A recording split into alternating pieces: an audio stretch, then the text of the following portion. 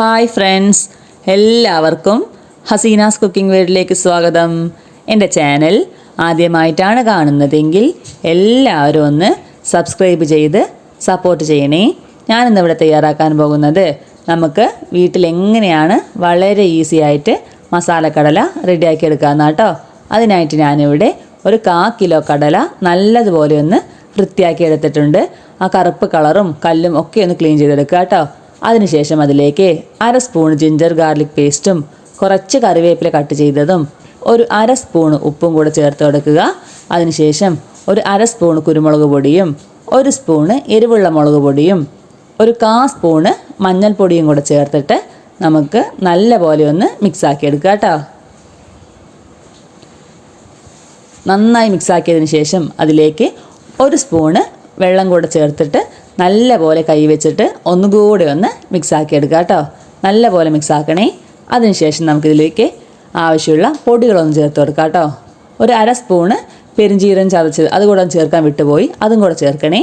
അതിനുശേഷം 2 table spoon കടലമാവും 1 table spoon അരിപ്പൊടിയും കൂടെ ചേർത്തിട്ട് സ്പൂൺ വെച്ചുകൊണ്ട് തന്നെ നല്ലതുപോലെ ഒന്ന് നമുക്ക് മിക്സാക്കി എടുക്കണം. കൈ വെച്ച് മിക്സാക്കുകയാണെങ്കിൽ നമ്മുടെ കടലിൽ നിന്നെല്ലാം മാവ് വിട്ട് വരും കേട്ടോ. നല്ലപോലെ കട്ടയായി പോവും. അതുകൊണ്ട് മാക്സിമം കൈ വെച്ച് മിക്സാക്കാതെ സ്പൂൺ വെച്ചുകൊണ്ട് തന്നെ നല്ലപോലെ ഇതുപോലെ ഒന്ന് മിക്സാക്കി എടുത്തിട്ട് ഇതുപോലെ അതിൻ്റെ ആ കട്ടയില്ലേ അതൊക്കെ ഒന്ന് നല്ലപോലെ ഒന്ന് ഉടച്ചെടുക്കണം കേട്ടോ. ഇതാ നല്ലപോലെ ഒന്ന് മിക്സാക്കിയിട്ട് നമ്മുടെ കടലിലേക്ക് കണ്ടോ വിട്ട് വന്നിരിക്കുന്നത് ഇതേപോലെ ഒരു പരുവത്തിലാക്കി എടുക്കണേ. ഇതാണ്ടോ എല്ലാം ഓരോന്നായി വിട്ട് നിൽക്കുന്നുണ്ട്. ഇതുപോലെ വേണം നമുക്ക് നമ്മുടെ കടല കിട്ടാനായിട്ട് കേട്ടോ. ഇത് നമുക്കിതൊന്ന് ഫ്രൈ ചെയ്തെടുക്കാം. ഓയിൽ നന്നായി ചൂടാകുമ്പോൾ ഇതുപോലെ ഓരോരോ കടലയായിട്ട് നമുക്ക് ഇട്ട് കൊടുക്കാം കേട്ടോ. ഒന്നിച്ചിട്ട് കൊടുക്കരുത്, അങ്ങനെയാണെങ്കിൽ പെട്ടെന്ന് കട്ട പിടിച്ച് പോകും. അതുകൊണ്ട് നല്ലപോലെ ചൂടാകുന്ന സമയത്ത് ഇതുപോലെ ഓരോരോ കടലയായിട്ട് ഇട്ട് കൊടുക്കുക കേട്ടോ. 1 മിനിറ്റ് ഫുൾ ഫ്ലെയിമിൽ വെച്ചതിന് ശേഷം നമുക്ക് പതുക്കെ ഒന്ന് ഇളക്കി കൊടുക്കാം കേട്ടോ.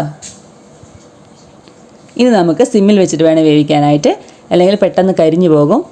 ഇതാണ്ട ഏകദേശം നമ്മുടെ കടല ഫ്രൈ ആയി വന്നിട്ടുണ്ട്. ഞാനൊരു കളറിന് വേണ്ടിയിട്ട് ഒരു പിഞ്ച് കളർ പൊടി കൂടെ ചേർത്തിരുന്നു കേട്ടോ. ഇനി നമുക്ക് 2 വെളുത്തുള്ളി തോലോട് കൂടി ചതച്ചതും കുറച്ച് കറിവേപ്പില കൂടെ ചേർത്തിട്ട് നന്നായിട്ടൊന്നുകൂടെ ഒന്ന് മിക്സാക്കി എടുക്കുക.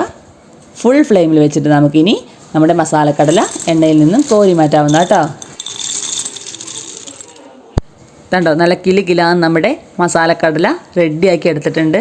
വളരെ ടേസ്റ്റി ആയിട്ട് വളരെ വേഗത്തിൽ നമുക്കിത് റെഡിയാക്കി എടുക്കാം കേട്ടോ.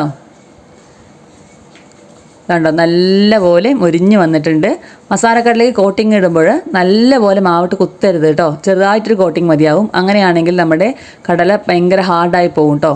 അതുകൊണ്ട് ചെറുതായിട്ടൊരു കോട്ടിങ് മാത്രം മതിയാവും. മാവ് വളരെ കുറച്ച് മാത്രം എടുത്താൽ മതി കേട്ടോ. ഇതാണ്ടോ നമ്മുടെ ടേസ്റ്റി ആയിട്ടുള്ള മസാലക്കടല റെഡിയാക്കി എടുത്തിട്ടുണ്ട്. വളരെ വേഗത്തിൽ നമുക്ക് വീട്ടിൽ തന്നെ മസാലക്കടല റെഡിയാക്കി എടുക്കാം കേട്ടോ. വീട്ടിൽ ഉപയോഗിക്കുന്ന ആവശ്യത്തിനാണെങ്കിൽ കളർ പൊടിയുടെ ആവശ്യമൊന്നുമില്ല കേട്ടോ. ഞാൻ വീഡിയോയ്ക്ക് വേണ്ടി ഇട്ടതാണ് ഈ ഒരു പിഞ്ച് കളർ പൊടി. ഇതാണ്ടോ നല്ല ടേസ്റ്റി ആയിട്ടുള്ള നമ്മുടെ മസാലക്കടല വേഗത്തിൽ റെഡിയാക്കി എടുത്തിട്ടുണ്ട്. ഇതുപോലെ ട്രൈ ചെയ്ത് നോക്കിയിട്ടില്ലെങ്കിൽ എല്ലാവരും ഒന്ന് ട്രൈ ചെയ്ത് നോക്കണേ. Thanks for watching.